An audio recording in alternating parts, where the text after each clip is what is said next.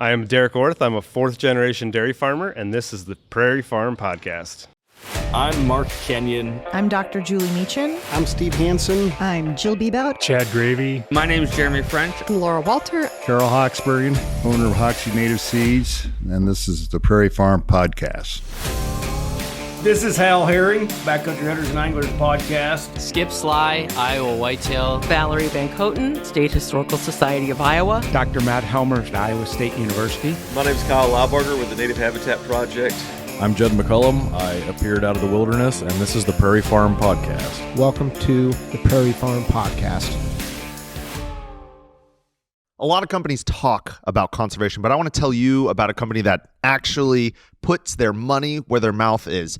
birdhuntersupply.com is a great company. I know the owner, Joe. He's a great dude. We've had the privilege of working with him, and let's just say he really puts his money where his mouth is. A large percentage of his profits from Bird Hunter Supply go to a conservation organization of your choice at checkout. So your purchase actually puts money towards conservation, and it's not just a roundup. It's not just asking you to donate on top of your purchase. This is included with your purchase. This man is running his very own small business version of Pittman Robertson, except without all the government stuff.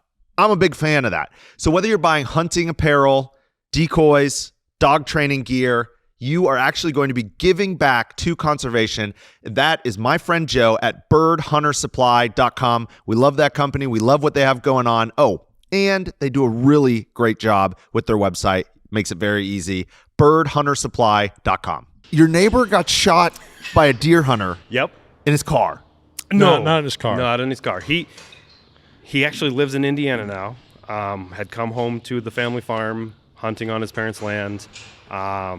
Came in for lunch, was walking back out to the woods, I think with his daughter, and a stray bullet came from the east and struck him in the buttocks. Like it hit soft tissue. It didn't hit bone. It didn't hit intestines. Oh. So like full recovery, everything should be fine. Did they ever find out who it was? Nope. Wow. Of course, everybody's looking at the map, it had to come from here or here, but you never know. And I would assume a whole police report and everything had to be right. There was a lot of police cars on our road, and then the road to the east. So that kind of thing just makes everyone in the area feel uneasy. Then, right? Like who among us is just slinging lead? Yeah, dude.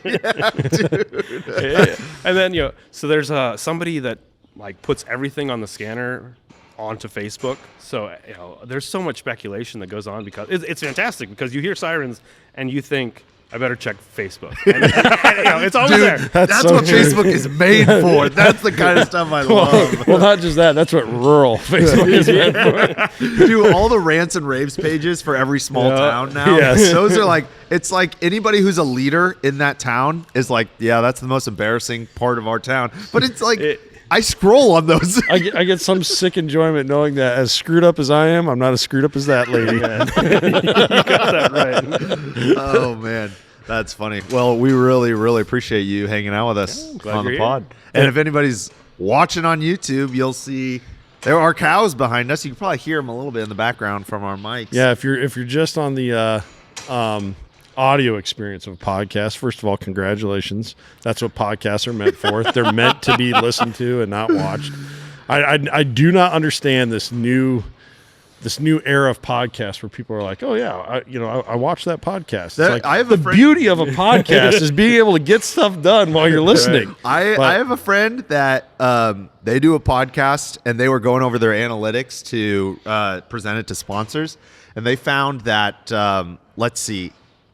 they had a bunch of watches on YouTube, which is already kind of, but a lot of those YouTube watch, because I used to do that. I used to just pull it up on YouTube and set my phone down in the car, not watch it. Oh, that's terrible for your battery. YouTube is a battery hog. Well, you just have it plugged in the car. The alternator's doing the work. Just cooking his battery. But here's what was interesting with this person with their podcast. Half of their watches on YouTube were on a TV. So that person sat down, scrolled through their TV to find it. And they're just watching podcasts. I have never watched the Prairie Farm Podcast. Me neither. I listened to it. You wouldn't believe how many people that I meet in person. Like, That is not what I thought you looked like. I mean, it's pretty regular, and I'm here for it. I'm here for all the mystery. Also, all of you pull your mic just a tad bit closer to yeah. Hey Nick, this is set for 1.7. Does that matter? Nope, that does not matter. That's just a replay thing. We're learning some settings on the sound. I'm boomering over here. Oh man. Well, so yeah, if you're listening in and you do hear some cow pee splattering against the ground or some banging around, there are cows behind us. This is probably the coolest setting. Yeah. Mills's was pretty awesome too. Yeah, Mills's was awesome. Doug's was awesome, of course, in the iconic Duran farmhouse. Well, and anytime we get to go to like a local place, like a foodery, and like record foodery? There, that's just invented a new term. A foodery. Those places are cool. It was kind of interesting. Before we got out of the car, I had to gently walk for about 30 minutes. I had to walk Kent through how cows aren't that scary. And that it's okay. Hey, I've been petting cows like crazy since I've been here. Yeah, that's true. I think we need a picture of Nick giving a big old arm embrace around the neck of one of your dude. That they would throw me around. Yeah, they would. That one will let you. The one I pointed out before, she will let you. 314. All right. Well, check Instagram to see if that actually. Cows are just beautiful. They're just beautiful. What is the most frustrating thing dealing with cows besides like sickness or anything? Their health. What is the most frustrating thing? Just like attitude or dealing with a cow. So like we have jerseys, most like the little brown cows. They all have personality. Is that why they're so small? Like compared to the big old beef ones, they say, okay, interesting. So they're bred to be smaller. They're more efficient, higher components. So like per pound of milk, we get more cheese than like a Holstein. Okay. We do have some crossbreds. I don't know what like there's a white-faced cow. That is not a Jersey. But most of the cows are jerseys in the barn. I love it. Derek's like not insecure, but he's like, I just want you to know, I do know. It's like we're all like, it's just a cow. Yeah, it's like going over to a boomer lady's house and she's worried about her precious moments being a little out of order on the shelf. And we're just like, Derek, this place is awesome. No, this really okay. So anyway, you have jerseys. I don't know if this like fits or not, but like the cows are not hard to deal with. It's everything else. It's the frozen manure, which is great fertilizer, but it's got to be handled every day.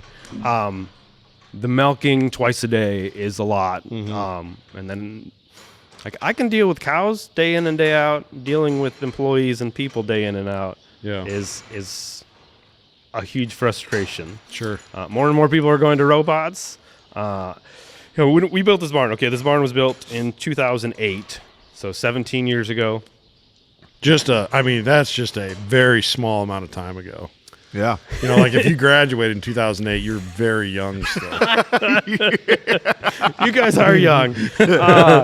But like, so 17 years ago, there was people, Hispanics, people south of the border come to America. Sure. We had people knocking on the door weekly looking for jobs. Wow. And I don't think anybody stopped looking for a job in the last 2 years. We used to have 10 or 12 people. There was always somebody here or available to work. And 2 weeks ago, I had to do 5 milkings in a row because the Hispanics we have took the weekend off, and I really couldn't find help. I had to drag my wife and kids to milk the one afternoon because there was nobody else. So what you're saying is there's less people available that are looking for work, or there's just not as many people around to work. I think some of both, or maybe just not willing to work. We used to get a lot of college students from like UW-Platteville, which is less than 20 miles away. Yeah. I don't remember the last time we had a Platteville student that wanted to drive up here and milk cows. What do you think the reason is for that? I think people are getting soft. They don't. It is hard work. Like, I mean, I'm not quite 40, but my shoulders hurt from milking cows. And like when we milked in the old barn, it was a tie stall barn. My knees hurt all the time. Wait, say that. What type of barn? Tie stall. So like where we're at now, the cows are all in a pen and they walk to a barn to be milked. Yeah. And then they go back to the pen, eat, drink, lay down.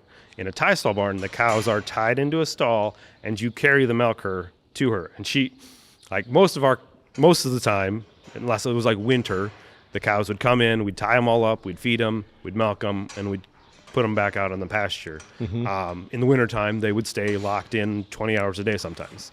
If it was really cold, they'd be in the barn all 24 hours. Okay. But like, so in a tie stall barn, you're carrying the milkers to the cows, and in a freestall barn and parlor like we have now, we are taking the cows to the milking parlor to be milked. So when did we stop using the tie stall?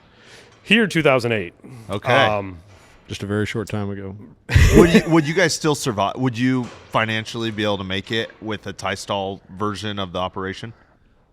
In some ways, yes. I mean, and there are still some tie stall barns in the area. Wow.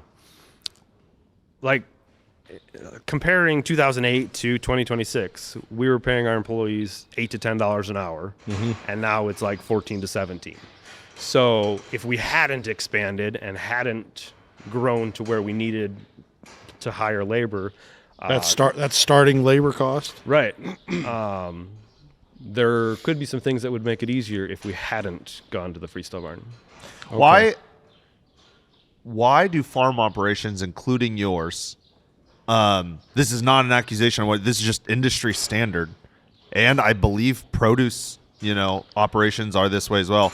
Why are they like 40% less than, people who don't work nearly as hard? Wait, what do you mean by that? I don't understand what your question is. Like if someone came here, you're saying if labor came here, they get hired at $16 an hour versus like they could go sit in an office and not work nearly as hard and make $23 an hour twiddling their thumbs. Like, why is that? What's going on in our market that's causing that? I think cost of production. Milk is sold on the Chicago Mercantile Exchange. We get what we get. Like, and today, like March, we were talking about that on the way up. What's a gallon of milk? What's your? Well, yeah. What do you get? What do they haul it off at? Like with our jerseys, so we get paid a little extra for the higher component milk. Sure. But like base price is $16 100 right now. So per 100 pounds of milk. So that's 12 gallons. 12 gallons. Yeah. So that's $1, dollar quarter. Man. Yeah. Yeah. We do. So we're I buy it for $4. I buy it for $4 a gallon. We're usually $5 to $6 over base price with the high components. So we're getting 22-ish per 100, which is maybe $2 a gallon. Most of our milk is made into cheese. Jerseys are better at make cheese milk. But like comparing 2001 to 2026, it's basically the same price. Like, wow. There's been highs and lows. Yeah. Is that because technology is advanced so we can get more milk for less work, or what's Some, going on? yes. I mean, it's supply and demand Yeah. somewhat. And as I don't know if you mentioned that,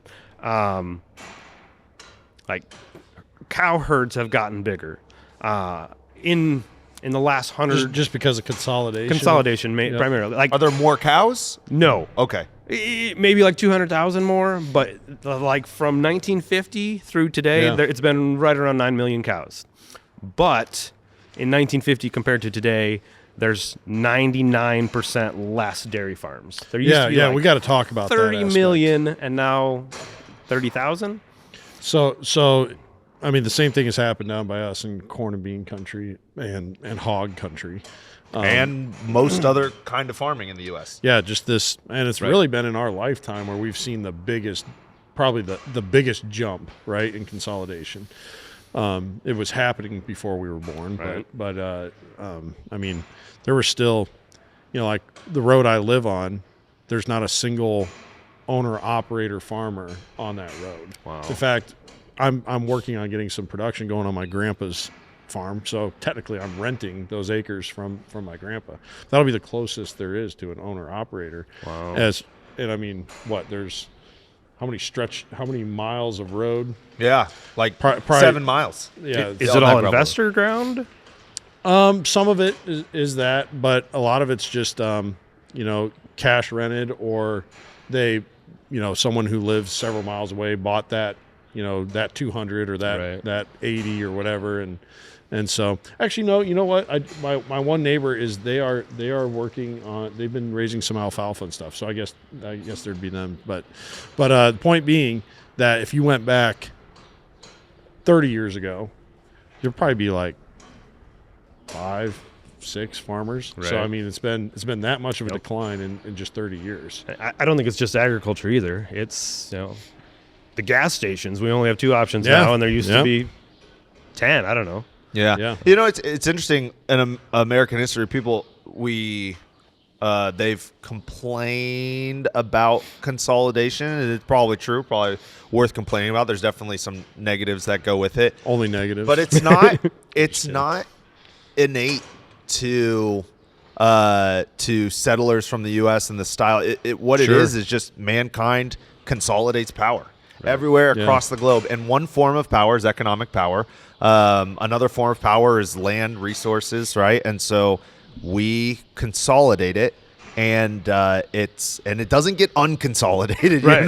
Exactly. That's against the grain. That's very difficult to do, and so I'm sure the same thing's happening in the dairy industry. Now, here's a question for you: is it trading on the Chicago trade board? Is that net negative or net positive for the industry? Because you guys have a set price and you got to be able to work within that price, but at the same time, you don't have to become a salesman or a marketer.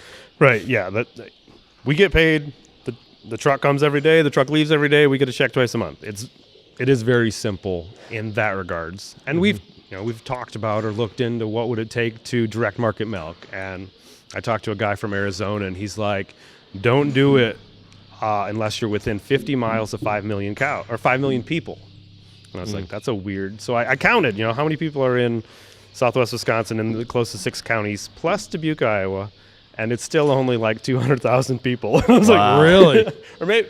You're still far enough away from Madison. Wow. Right. So it's never happened. But yes, it's convenient. I don't know if it's positive or negative because there's positives, but there's a lot of negatives. And I think like people talk about being a farmer is owning a business. If you are a corn and bean farmer, they use terms like marketing, but it's a totally different thing. And so there's a business podcast I really like, and one of their things is that in order to have a business, you have to have 2 skills. You have to have whatever skill you're doing, whether you're a dairy farmer or you sew clothes or whatever you do. You have to have that skill. But then you also have to have some sort of what they call money-making skill, which is either marketing or sales, or you have to be able to articulate what your product is really well, and good writing skills, something of that sort that gets people to your product. But when it's when it's such a popular item that it's a commodity, you don't have to have that skill. But the trade-off is like, you guys are stuck. So you either get better at what you grow, or you either get better at what you do at producing more, producing for more efficient, or you have to figure something else out and go market it to your own people like a co-op or something. So dairy is our focus, but we also have like beef, sheep, swine, chickens, eggs that we are direct marketing. Wow. We're trying to like. How does that go for you? So we just got a retail license right before Thanksgiving. So wow, congrats! Thank you. Yeah, that's awesome. Have you seen the little self-checkout sheds? No. People, they put a kiosk in, and you have to have like a membership to swipe in. Did you just say sheds? Shed. It's like a little shed. It's just shed. Oh, yeah. Just throw these away. Yeah. Just find so many of them. I had found like a 100-inch shed, like half of it. It's just so it should be a 200-inch deer. I found one. I'm like, I don't know, and I broke it up I need to use the silverware. To scrape this poop off my shoe. That's it. Throw it away. So it's the shed that. And it's a little thing, and it's basically this farm. You go in, it's got a little kiosk, and you just self-check out the produce that they have. And so you don't have to actually man it. But the thing is, like, you have to have a membership so that they know people aren't just coming in and swiping stuff, But the deal is you basically need to be on the road to or from work or school. Yep. Right? Because then... Highway 61 is right here. We can see the power lines that are passing Highway 61. So we the goal is to try to get some of those people that are driving back and forth between Fenmore and Lancaster, because 8 a.m. and then 4 to 5 p.m. there's so much traffic, and it's like, even if we get 10 cars every day, so it's a goal, but it's very preliminary. We've been selling eggs for years, but we just got into the. I wondered if that egg sign at the end of the road there was you guys. That was us. That is us. There's some cows jumping around behind me. Making milkshakes. So we're kind of going that route with, we focus on the dairy, but then trying the new things. We've been doing more grazing. We started renting a new pasture. So trying to do more like pastured pork, pastured beef.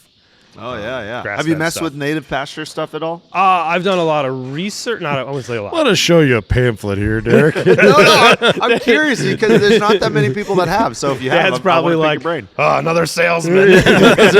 Dude, one time we went to a place in Wisconsin and we showed up and it was like a whole family operation. And one of the guys sits down. He doesn't know us at all, and he's an older guy. He sits down and he looks at us. What are you guys, salesmen? They're like, nope, just here to do a podcast. I mean, technically, yeah, but not right now. I mean, are you interested?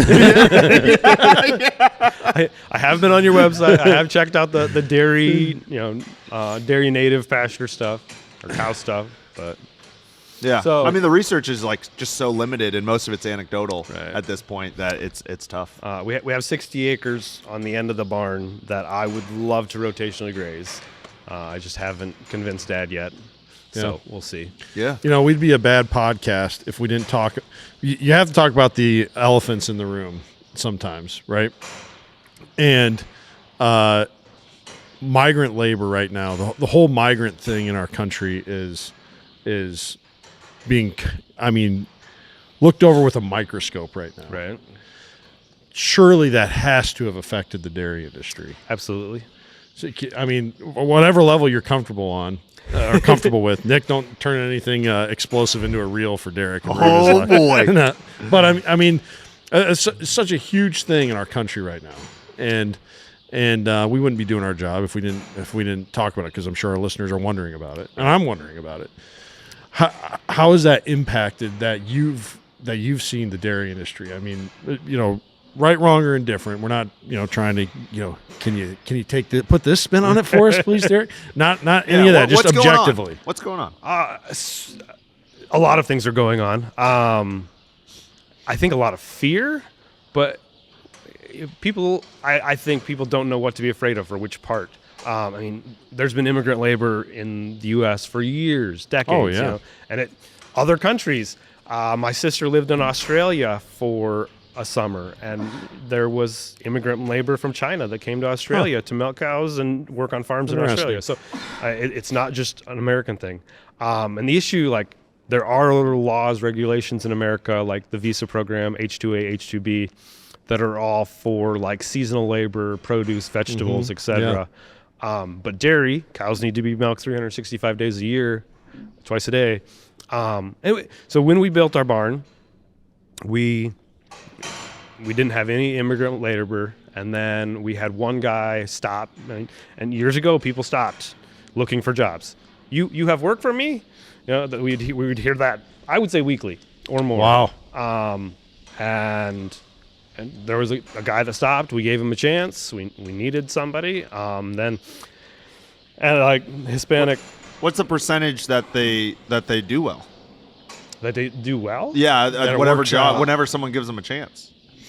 I'd probably say 75%. Wow. Okay. Yeah. Especially repetitive, hard labor. Like you train them once and they can do the same thing over and over again. They do fantastic. Okay. But the funny thing is some of them come from other countries, and they have PhDs, but they can make more money milking cows in America than they could doing what they were trained for at university in another country. That's crazy. It is crazy.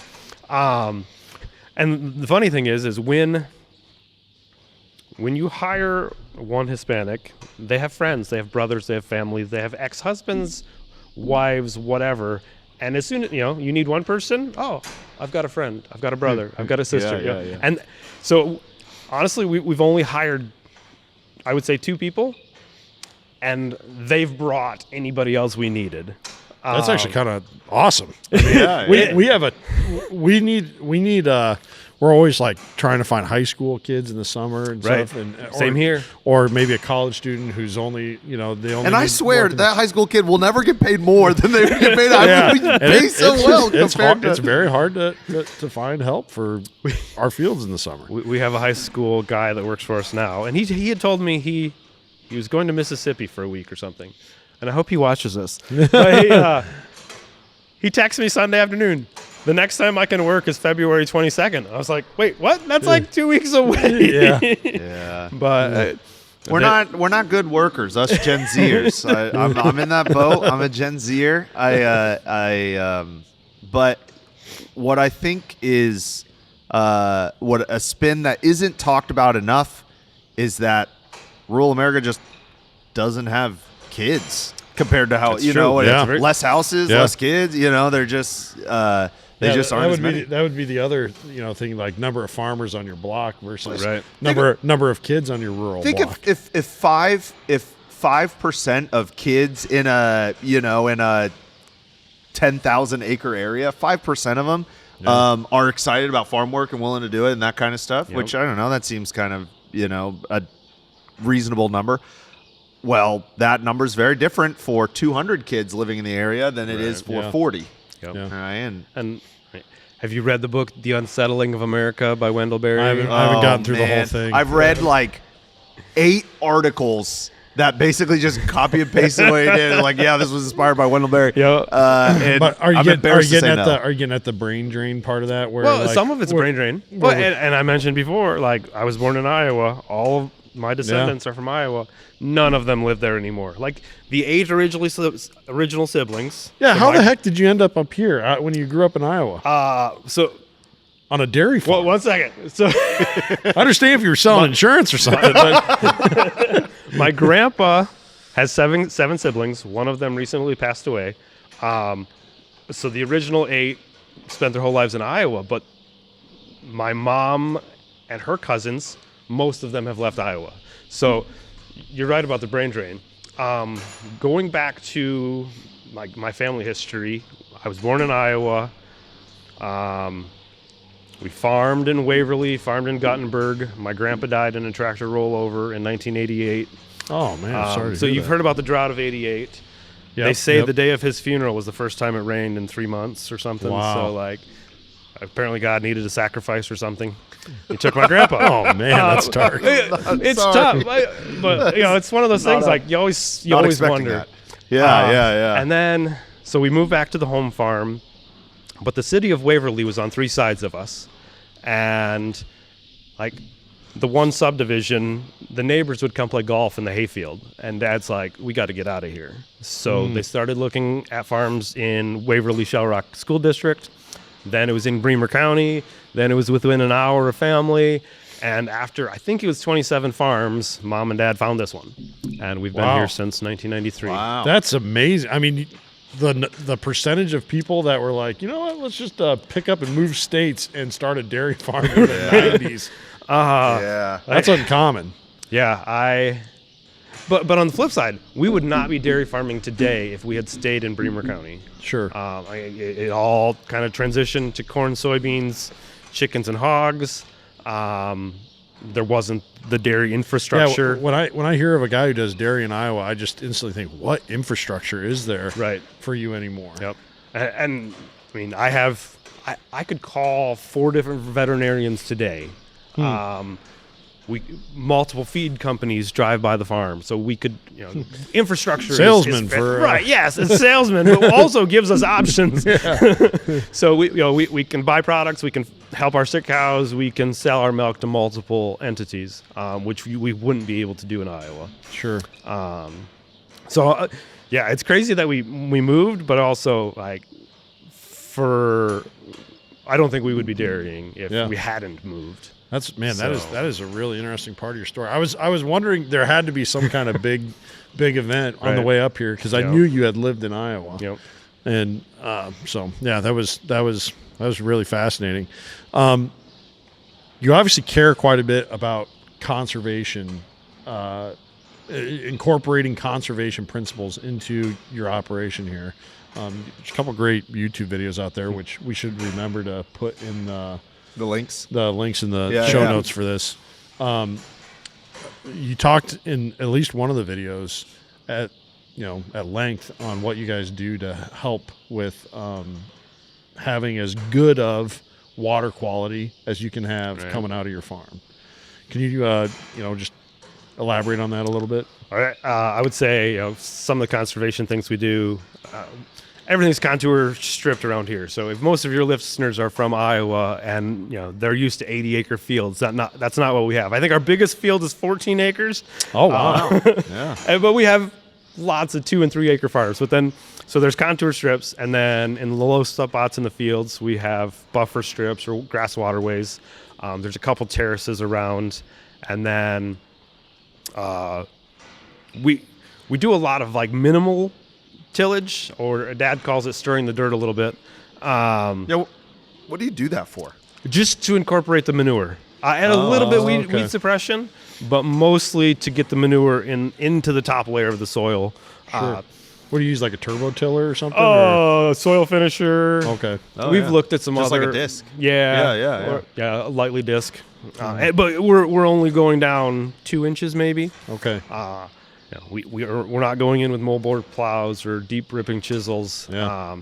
Are you worried that then the manure doesn't mix in all the way, doesn't get itself down into the 18 inches or whatever that you? That's what worms are for. Okay. Yeah. That's my man. theory. Iowa doesn't really have worms anymore, so I mean, maybe that's an issue. Yeah. But I wish we did more no-till, and just run a drag across the fields or a harrow, whatever you want to call it, just to fluff up that dirt, and then the worms can take it down. But Dad likes to stir it in, and it does make a nice seed bed. So there's things that are working. At Hoxie Native Seeds, our mission is to provide native seed and education for landowners and land managers that care about their ground. So the education, we're doing that through the podcast and interviewing experts and the stuff we put out through our website. But the native seed that we provide, whether we grew it or we work with other producers that grew it, we are here to provide that for you. It's what keeps the lights on for us, and it's what we love to do. Most of our seeds grown right here on our farm, HoxieNativeSeeds.com. Oh, and if you need a little help with consultation, not sure what to put on your ground, we would be happy to help you with that as well. Give us a call, HoxieNativeSeeds.com. Well, and then you incorporate. So that you're obviously doing that. Are you doing that before cover crops, or are you doing that in the spring before seeding? Some of both, depending on. I would like to do like fall tillage, like zero fall tillage. I absolutely hate fall tillage. Yeah. But why? Because I think it's pointless. I think it's a waste of diesel fuel. Open soil. We got like hundreds of acres near our farm that. I don't even. I should just look up who owns it. Well, as Chase Brown says, recreational tillage. Yes. Like, what are they doing? my uncle, who lives in Western Iowa, out by Spencer, he'll send me pictures of like the brown snow drifts. He's like, all of this dirt is coming off. Ending up in the ditches on top of the snowbank. And if you're anywhere near hashtag thank a farmer. If you're anywhere near those like 100-acre fields, it's way worse. Right. Like they're lightly sprinkled brown everywhere else, and then they're just black next to those. Yeah. Still, it just shows. He'll send me pictures of like spring dust storms, and then he'll come onto some hundreds of acres of cover crop ground. No dust, no dirt in the ditches. Like, why can't everybody do that? That's real. But you guys do quite a bit of cover crop. We do. I think this pasture is 130 acres of mostly rye. So the cover crops we do, we'll chop it in the spring and feed it to the cows. Okay. Do you harvest some of the seed too for next year's planting? No, we've looked into it, but how self-sustaining? Sorry, you have the manure that goes on the field, and then you have the rye that comes up, and you don't have to worry about having fertilizer to keep producing that because then you take the manure that the cows and put it right back on the field. Interesting. Yep. Let's just stop talking now because Nick is going to be like, Ken, we just need cows. That's what we need. I would say that for a while. Ken, if you would just go out there and, milk 4 or 5 times a day. One of the... Sorry, I lost my train of thought. Yeah, we're talking about cover crops and closing the loops, basically. One of the things we started a year ago, we started renting this pasture. I was trying to figure out how to rotationally graze this pasture because it's like 2 miles long. It's just creek bottom. And I was looking how to rotationally graze it, and I signed up for this mentorship program through Grassworks. Sign up for Grassworks. I got a mentor, and he's like, why don't you do virtual fencing? And I had never heard of virtual fencing. I had heard of it, I guess. Yeah. So what it is... You talked about this in one of your videos. Each one of the cows wears a collar that has a solar panel on it, battery, and GPS. And basically we train them to, when they hear noise, they'll turn around or they'll stop. And we can use that and adjust the boundary every day to rotationally graze the pasture. Pull that mic a little bit closer to yourself. Sorry. No, you're good. You can adjust it. Just pull the arm. That's fine. Or if you need to spin the mic. Is there a way to make it higher? Yeah, just like whatever. Oh, that's cool. So every day I can adjust the pasture on my phone. There's just an app on my phone. That's awesome. And we rotationally graze the heifers through the pasture. And I would like to do like some either aerial seeding of cover crops into the corn or start interseeding somehow, and then after we chop corn, use the collars to rotationally graze the cover crops after the corns come off. So the collars, have you tried them yet? Yeah. And they work? Oh, yeah. Yep, we used them, I guess, summer of 2025. ROI? Because aren't they like they are expensive? Yeah, like 300 something a collar. If you won't, it's the subscription that's expensive too, right? It's like $250 for the collar and then $65 a year for the subscription per collar. Per collar. So, and that ROIs? So there's 2 ways to look at it. Like if we were just continuous grazing the pasture, like you're going to get X number of tons of dry matter per acre, etc. But if you can increase the grass by rotationally grazing, you could double your grass crop or your forbs, your legumes, whatever. So you can double with proper grass management. But then comparing, like if I was already rotationally grazing with posts and reels and rolling the reels up every day and then moving the cows that way, I mean, I can move cows in a minute and a half.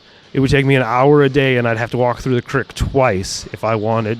That pasture specifically. If I wanted to rotationally graze that pasture, I'd be walking through the creek twice, probably spending an hour a day doing it. Is it more expensive than paying someone twice a day, $25 an hour to do it? I would say no. Okay, well then, I'd say for sure. The collars, they have a 5-year warranty. They hope they last 7 to 10 years, but nobody in America has had them for more than 4 years, I think. So it's a new technology. So do you outfit each animal with a collar? Yep. Wow. Just in that pasture. Okay. So they're the biggest group I had, I think, was 38. Okay. But each one of them had a collar, and they learn quick. You know what? You're gonna cry someday, Derek, when technology advances. Just like, remember when we were kids, like a TV, like a giant tube TV. You had someone in the family had to donate a kidney to like buy a new TV, right? And now people just like throw them away in the trash when they and a bigger one. And you spent all that money and you still had to get off the couch to go change the channel. That's right. Well, the same thing I think is going to happen with those collars. Right. I think the technology is going to become so They'll be cheap. $100 a piece and $20 a year for the subscription. Thankfully, there were these dairy farmers that had, they pioneered with their own finances, gave up their retirement. So there's also some other grazing grass technology. One's like it sits on the front of a 4-wheeler. You drive across your pasture, and it'll measure the density of your grass and tell you how many tons of dry matter are out there. But there's also satellites that can do that. Wow. They're both expensive processes, but I was talking to a grazing specialist at UW Extension, and he's like, there will come a time when the satellite tells your collars how much grass is out there, and the satellites and AI will move your cows across the pasture for you. 5 years. Right. Yeah, probably. Yeah. And the cows will just move across the pasture, and you don't even have to do anything. So people are moving to robots as we speak. They're moving to using robots to milk their cows. How long do you think you have, and everyone else who's using manual labor to milk the cows? Not that you're actually milking the cows with your hands, but how long do you have? I don't know. I would say 5 years. Wow. So you gearing up to have robots then? Well, the robot salesman just stopped while we were talking. There's a robot right there. Yeah, we do have robotic feed pushers. But kind of worst case scenario, if our 2 Hispanics quit tomorrow, either the cows would be gone or the robots would be ordered. Like, I would say I would not try to find 2 new people. Like, it would be a huge challenge. Yeah. So and they've told me, like, we're not staying here forever. Like, we're gonna go home once we have our house paid for in Nicaragua, which I hope I didn't throw them under the bus. No, you're good. You should cut that out. Yeah, but, you're good. Well, then that begs the question, because robots, software, AI, all subscription based, baby. Yep. And so then all of a sudden you could have a farm and you're just getting a little nominal fee on top of it to scrape home for you and your family, and you're dishing out all the money to these other companies. Now, to be fair, robots can do a lot of work. When skid loaders don't even have a seat for humans anymore. Right. I mean, we're what, 10 years away from that? Yeah. Where they're already making them, but from us being comfortable enough to use them, to tell them, hey, go pick up and they're gonna, I'm just speculating, but this is not anywhere out of technology's reach as we speak. Someone just has to build it. We have the meta glasses on. You look at a thing, select it with your eyes or your finger, say, pick this up, put it over there, you point somewhere else, and it'll do that. You know what I mean? We're not that far. So where does the dairy farmer, fit into dairy farms in 20 years? I don't know. Okay. It's definitely a fear of mine, but there's some Armageddon type podcasts that talk about AI. Like, by 2050, people won't have a purpose. Like, we'll have a 97% unemployment rate. Nick and I have been talking about that lately. Like, it seems so outrageous to people, the universal basic income idea, and to me it did at first. But then I started thinking about it the other day. Classic example. I needed to squeeze the tractor down this back gravel road in the middle of nowhere, and there was a electrical company doing some work on some poles out there. And here's one of the employees just sitting on his phone in the truck, and I nearly had to drive off down and roll the tractor to get by the guy. And you see that everywhere. Like so many people are on the clock actually not working, and it's not because they suck as humans necessarily. it's because there's enough value available. There's enough value laying around on the ground, so to speak. It's falling out our ears. Where companies can still function just fine and be profitable at the end of the day when their employees are sitting on a back gravel road scrolling their phone on the clock. Right. Well, that was the whole you got to come back to work. You can't keep being virtual issue, because it was people were getting double jobs, and you don't know how big of a movement it was where some savvy people on the East and West, thousands of people, they didn't do their $200,000 a year job. They paid someone in the Philippines for $15,000. Yeah. And you know what? They could have 2 jobs. They did that. They could, because they were able to do it. They were able to scrape out that value. And then here you are milking cows for our food. And that's why my argument stands that food doesn't cost enough. We don't pay enough for it. We're paying more for AI than we are for food. Right. Yeah. Yeah, we are. There's a guy named Mark Hyman. I don't agree with everything he says, but he says, if you drink a can of pop, you pay for it 4 times. Because you pay for it, You paid for the subsidies and your taxes to grow the corn. Yep. Then you paid for your health, and then you paid for the environmental damage of whatever that corn, took off the land. Whatever it cost to make that can of pop. Yeah. Right. So, not that that's comparing AI, but food should cost more. You're right about that. And I'm like looking around here at how hard and dirty this work is, and I bet you get satisfaction you couldn't believe doing this work. And so I don't want to take away from that. And Ken and I preach there's more value than the dollar all the time. We preach that, but like the my message on the universal basic income isn't, guys, just hold on a little bit longer. That's not my point. My point is we need to find something that's worth doing here pretty quick and get good at it, because it's going to, for multiple factors of each one of our health, it's going to be important that we get that feeling that you get when you are done working with cows at the end of the day. And I think, it's an unimaginable threat to us that, come on, is AI and robots really going to do all this? I think there's a pretty good chance it will. And so there's still going to be ways that we can find meaning and purpose in what we do. And so I think it's important to start having the conversation and thinking about how can each one of us be proactive in contributing to that part of our well-being that's not that far away. The world changes less in 5 years than everyone thinks it will, and it will change more in 20 years, way more in 20 years than everyone thinks it will. And something that the Harvard Center for Happiness, big old study. Nick. Hey, you got a hat. You getting chilly? I'm getting a little chilly. Yeah. Sorry. My ears are getting a little chilly. I should have opened or shut that door, No, but it's it's great. not it's beautiful. automatic. I like the so. view. It is beautiful. Judd taught me this trick. Just put a hat on over your hat. Dorky as could be. No, it's like the belt for my belt for my belt. The Harvard Center of Happiness, they said you cannot get happiness without these four things. Like it doesn't come.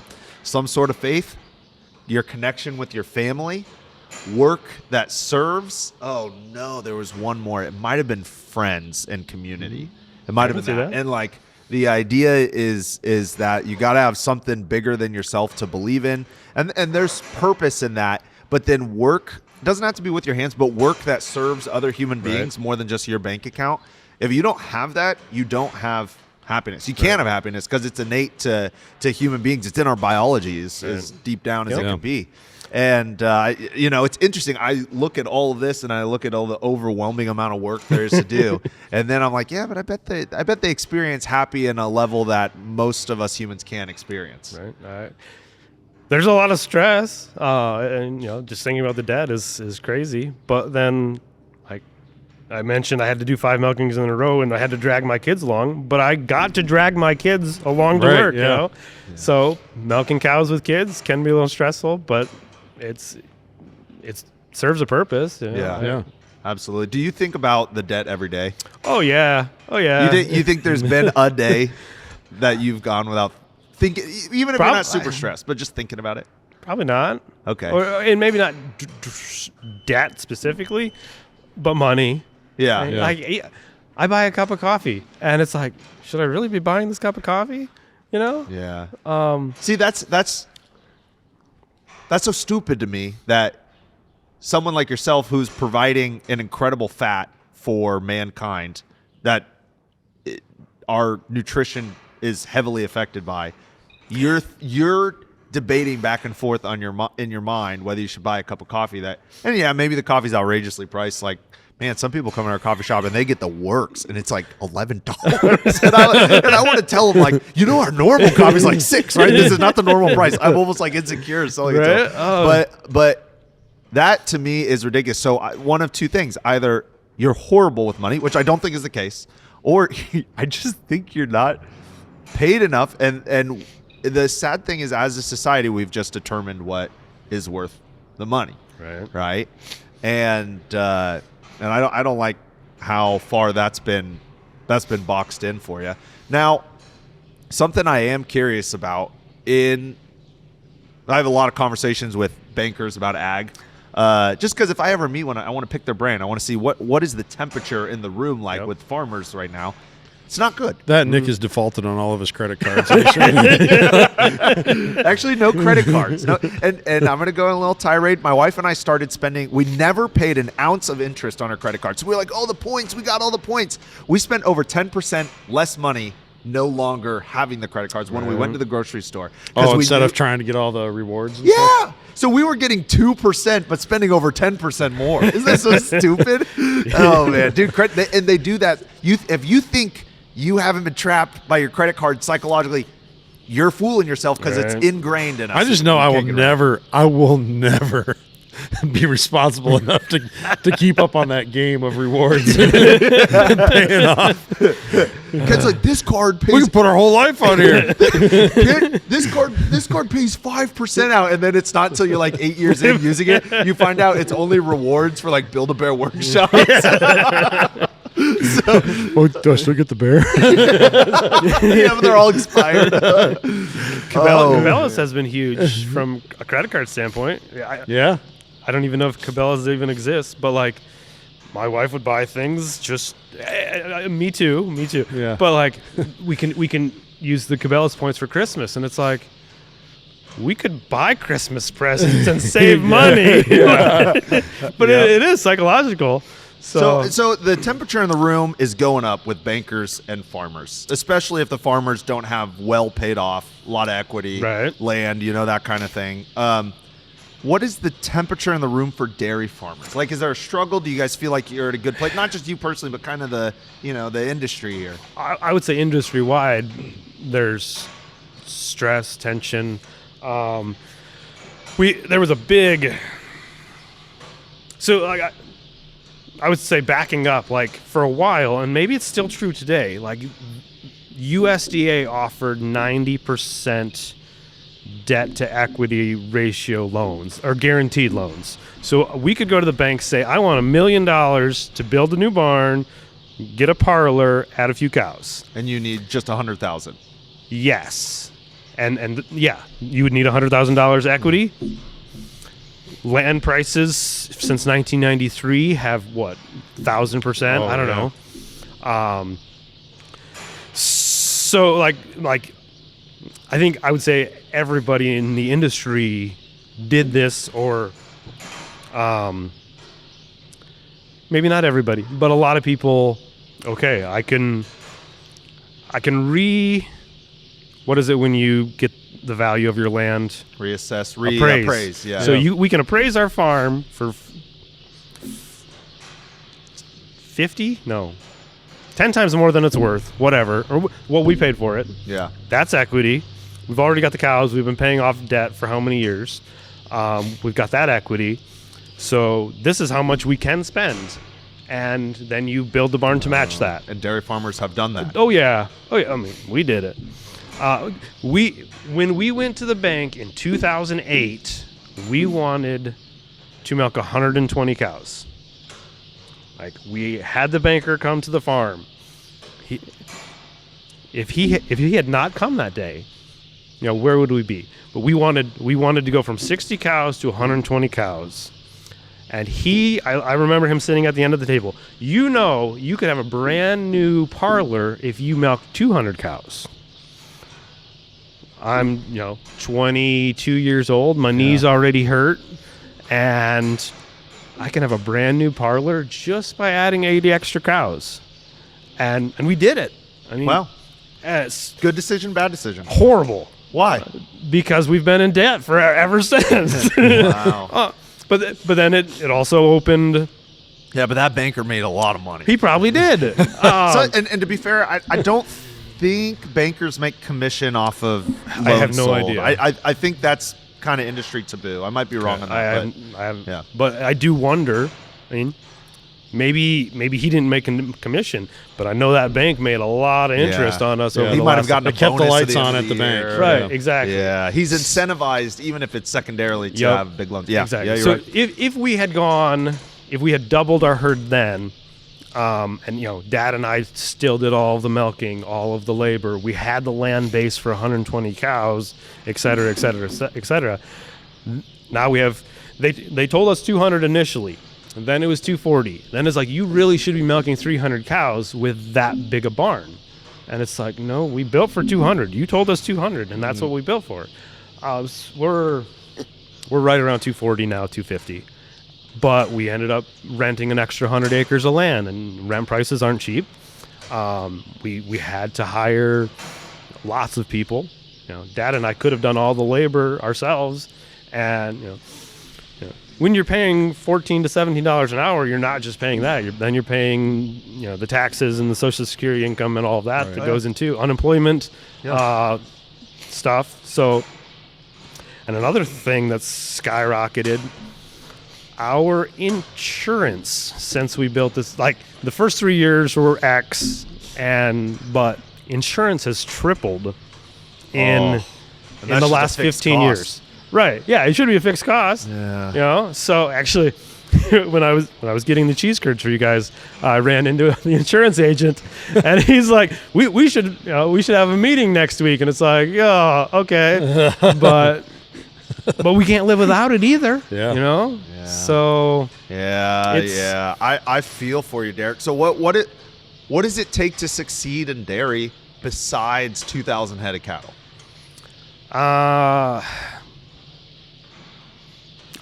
Starting out with a lot of cash, I think is the biggest thing. Licensing is hard too, in Wisconsin specifically. Like Wisconsin has very strict laws about dairy. Like, we are America's dairy land, but that makes it very hard for people to start out. Like, Mom and Dad started milking cows with 13 cows milking in buckets in a rented barn outside of Waverly, Iowa. Like, you could not do that in Wisconsin today because you would never have a market for your milk. Like, if you don't have 100 cows, I mean, my uncle milked in Minnesota for years. He ran out of a milk market. Like, he had to sell his cows, not because he wanted to sell his cows, but because he had nobody willing to pick up his milk. Wow. And so just because everyone had gone to the more modern way of and bigger milk demand and what it takes for us to spend money sending a truck driver. Even if you sold your milk at the same price as a giant place, the brokers or the middlemen, they don't want to drive out to your place. We'll just pick up at one place. Why would we pick up at 38 different places? Yeah, interesting. At one time, our co-op had a volume premium. If you sold 500,000 pounds of milk a month, you got an extra dime per 100 pounds. Wow. Which is $500 a month. So we're usually in like the 400 to 450,000 pound range, and I wanted to add on one day. I wanted 50 more cows, and I had told the banker, like, if we do this, we'll be at $500,000 a month, or 500 pounds per month. That's an extra $500 just volume premium. That's not doing anything in addition. It's just adding more cows. And they're like, you can't use that number to say it's. I basically have $500 free to use towards this addition, and I still think I could have done it. Wow, the bankers didn't let that. No, that's crazy. Right, that's crazy. Yeah. Farming is really like just an Excel spreadsheet game. And it's tough. That's super tough. What advice do you give out to people who are who really, really want to farm and they can't do it? Not necessarily want to own their own farm, but they just want to farm. They just want to find somebody that is getting older and needs help. I would say is the biggest thing. I mean, you might not make a lot of money, but if you can get an in, even let's say a farmer has kids that don't want anything to do with the farm, you might have to pay those kids off, but you might be able to get in and get a start, and maybe there's some perks. Yeah, I think that's good advice. Yeah, but to just buy a farm, I don't know. It's tough. If my parents weren't farming, I don't think I'd be farming. I don't think I could have ever gotten in. We're all hyped up about farming's. It's not the same, or being able to acquire the resources like land and such. It's like this. It's never been like this. America in 1700s, 1800s, and the first half of the 1900s was not the same as the rest of the world was experiencing for the last 1,000 years before it, right? The land had been swallowed up in Europe long before that. Yeah. You didn't go out and make claims, right? So land was unbelievably expensive. Why did people even come to America? Because they thought, I think there's land over there. I can have a part of it. That's a good point. We've acquired, what, is there an inch of this land that isn't staked by somebody, even if it's the federal government, you know? Yeah. Is there any that's just unclaimed? I doubt it.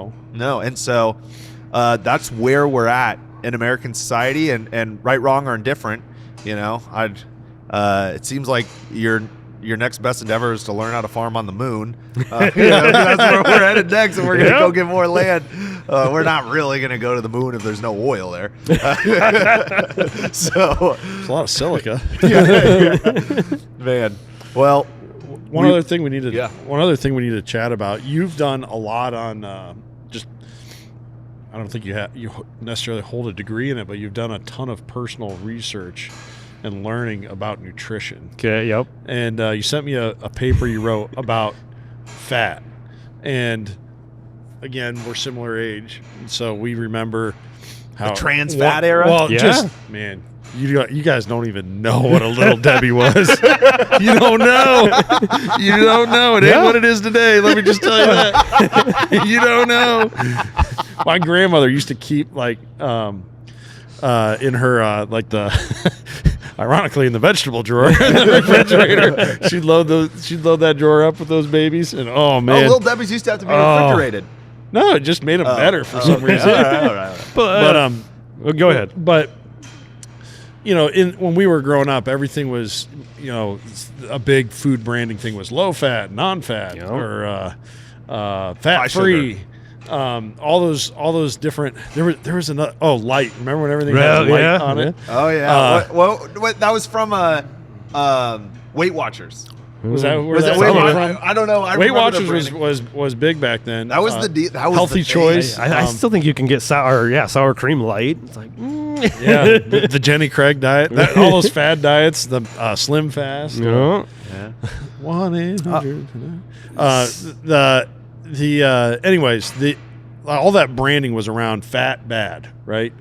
And I'd say maybe over the last 5 or 6 years, I don't know, maybe it's been longer than that. I think it's the carnivore diet, dude.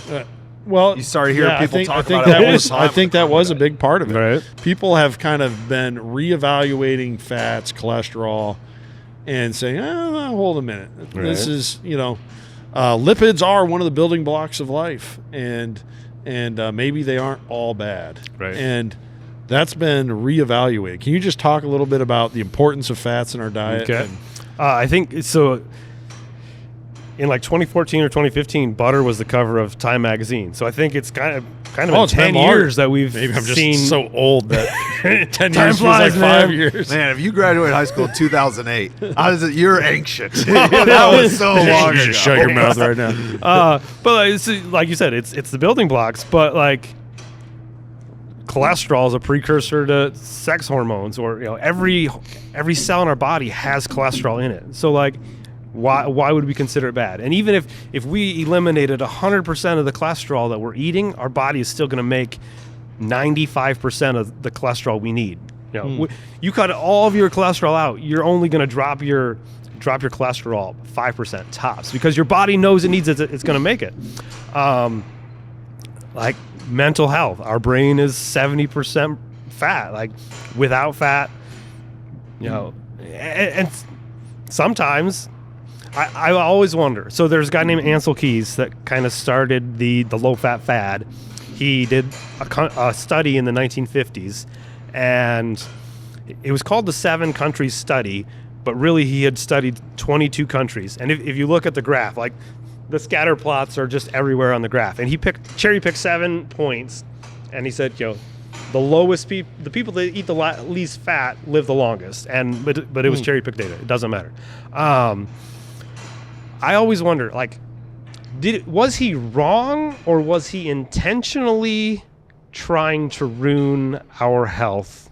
And you mentioned power before. Like, everything's... I've started questioning a lot of things in the world, and it all leads to power. Like, did Did Ansel Keys start the low-fat fad to make Americans weaker, to have more control, And then we talked about land. Like, are all of these things being done to hurt farmers, to hurt Americans, to get more control?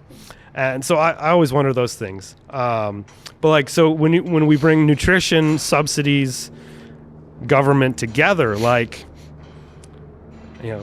we just had a new food pyramid come out, but the dietary recommendations are still the same. I hope my dad isn't going to want in here, 'cause he has to dump a load of feed. But the dietary recommendations are pretty much still the same, even though the pyramid has changed.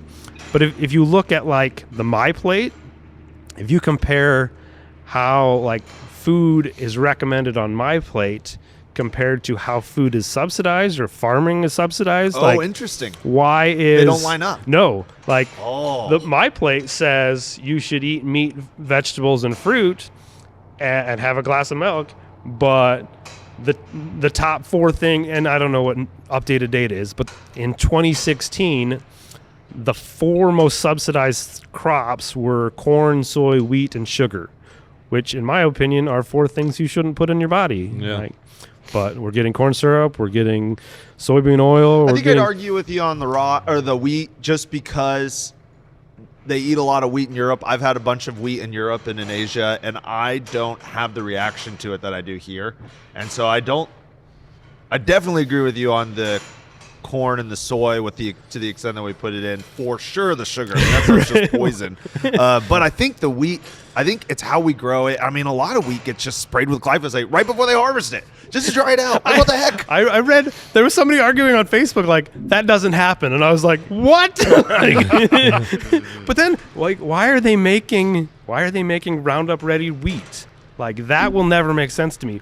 If you're gonna spray it with glyphosate to dissect it, to dry it out, desiccate it, desiccate it, why are you gonna make Roundup Ready wheat? That one doesn't make any sense to me. Yeah. No, I agree with you on a bunch of that. I think that the way that we do nutrition it's just about ease, just about path of least resistance as a society. And a lot of times what's easier is worse for us. Think about it's just easier to sit on the couch than it is to work out. Yep. And then you get to 80 years old, and here we are 80 years later as a society, and we're like, we've all been sitting on the couch for this long. Why am I so overweight? Talking about myself. And I just don't understand where we're going to go with that, So do we need to close down? Do you need in here? You coming in? You dropping a load of feed? All right, we'll close her up. They want to talk to you about your 185.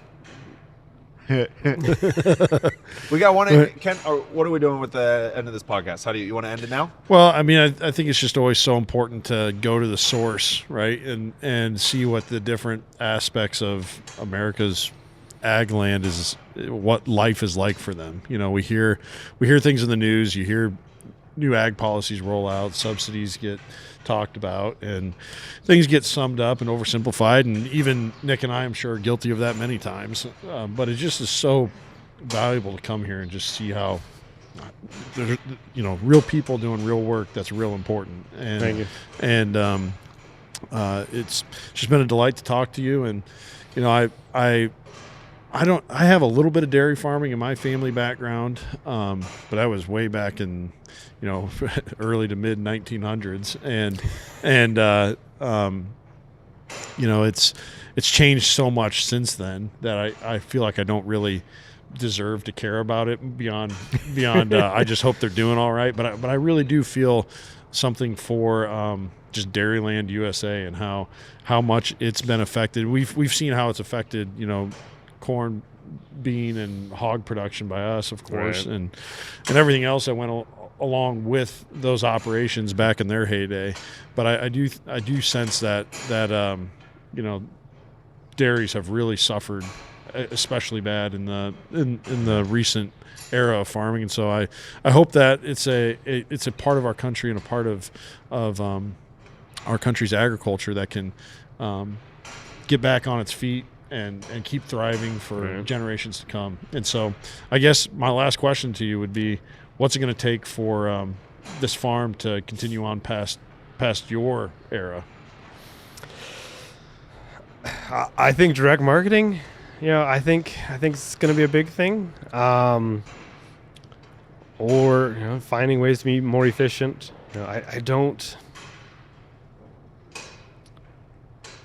want the government to step in because I think they'll create more problems. Yeah. Like there are people that really push for supply management like Canada has, or a quota where if you produce more than X number of pounds, you have to dump it down the drain just to keep that market up.